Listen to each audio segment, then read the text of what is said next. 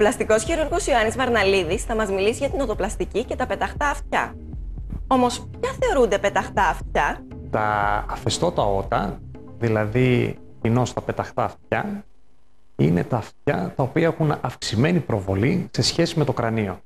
Και όπως βλέπουμε στη φωτογραφία, αυτό μπορεί να συμβαίνει είτε γιατί έχουμε μια επιπέδωση της ανθέλικας, είτε έχουμε μια υπερτροφία της κόγχης, είτε έχουμε μια αύξηση της κοχοημαστοειδικής γωνίας πάνω από 90 μοίρες. Τι πετυχαίνουμε με αυτή την επέμβαση? Με την επέμβαση της οτοπλαστικής, όπως βλέπουμε και σε αυτή τη φωτογραφία, είναι να τοποθετήσουμε τα αυτιά στη σωστή ανατομική τους θέση, και αυτό σημαίνει όχι να τα κολλήσουμε πίσω στο κρανίο, γιατί αυτό είναι λάθος. Η απόσταση του πτερυγίου σε σχέση με το κρανίο υπάρχει και πρέπει πάντα να τη διατηρήσουμε, καθώς επίσης και να διορθώσουμε το σχήμα το ανατομικό των αυτιών, χωρίς να έχουμε κάποιο παραμορφωτικό σχήμα. Και από ποια ηλικία και μετά μπορεί κάποιος να κάνει αυτή την επέμβαση? Συνήθως, οι ηλικίες που ξεκινάμε και προβαίνουμε σε τέτοιες επεμβάσεις είναι η προσχολική ηλικία.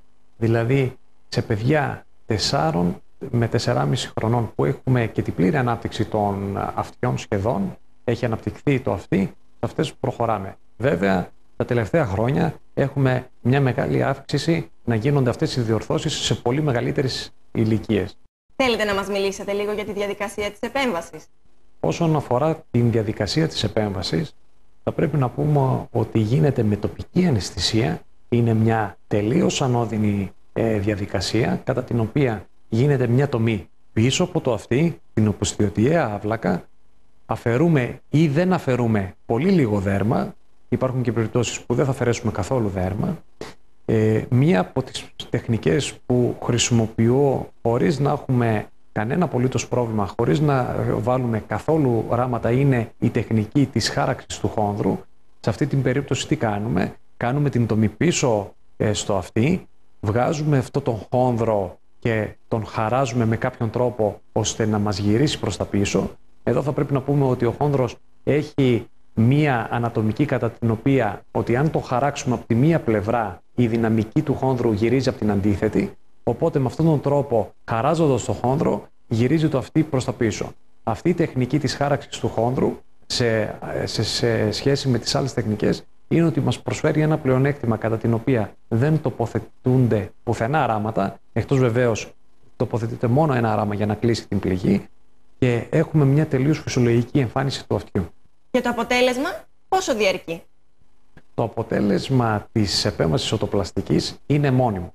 Εφόσον γίνει έτσι όπως γίνει σωστά, εφόσον δεν έχουμε κάποια μετεχειρητική επιπλοκή, το αποτέλεσμα της οτοπλαστικής είναι μόνιμο με άριστο φυσικό αποτέλεσμα. Υπάρχουν κάποιες επιπλοκές? Οι επιπλοκές στην επέμβαση της οτοπλαστικής είναι μικρές. Και εφόσον γίνουν από σωστά εκπαιδευμένους γιατρούς, αυτές ελαχιστοποιούνται. Η μία πιο συχνή επιπλοκή που μπορεί να μας συμβεί είναι κάποιο μετεχειρητικό αιμάτωμα το οποίο θα πρέπει να απορροχετευτεί. Από εκεί και πέρα, όπως βλέπουμε και αυτές τις φωτογραφίες, είναι στην αριστερή φωτογραφία θα βλέπουμε μια οτοπλαστική που είχε γίνει με μια παραμόρφωση των ανατομικών στοιχείων, και εδώ θα πρέπει να πούμε ότι είναι απαραίτητο να εστιάζουμε και στην ανατομία του αυτιού, όχι απλά δηλαδή να τοποθετούνται τα αυτιά πίσω, αλλά να έχουμε και μια φυσιολογική ανατομία του αυτιού. Και εδώ βλέπουμε μια επανεπέμβαση της οτοπλαστικής, είναι μια secondary οτόπλαστη, κατά την οποία έχει ξαναδημιουργηθεί τα φυσιολογικά ανατομικά στοιχεία του αυτιού. Πότε μπορεί ο ασθενής να επιστρέψει στις δραστηριότητες του? Μετά την επέμβαση της οτοπλαστικής τοποθετείται ένας ειδικός νάρθηκας με έναν επίδεσμο. Μετά από λίγες μέρες αφαιρούμε τον επίδεσμο και τον νάρθηκα. Αυτό έχει ως αποτέλεσμα ο ασθενής να μπορεί πολύ άμεσα να γυρίσει στις δραστηριότητες του. Βέβαια θα πρέπει πάντα να προσέχει να μην τραβηχτούν ή να μην τραυματίσει τις χειρουργημένες περιοχές.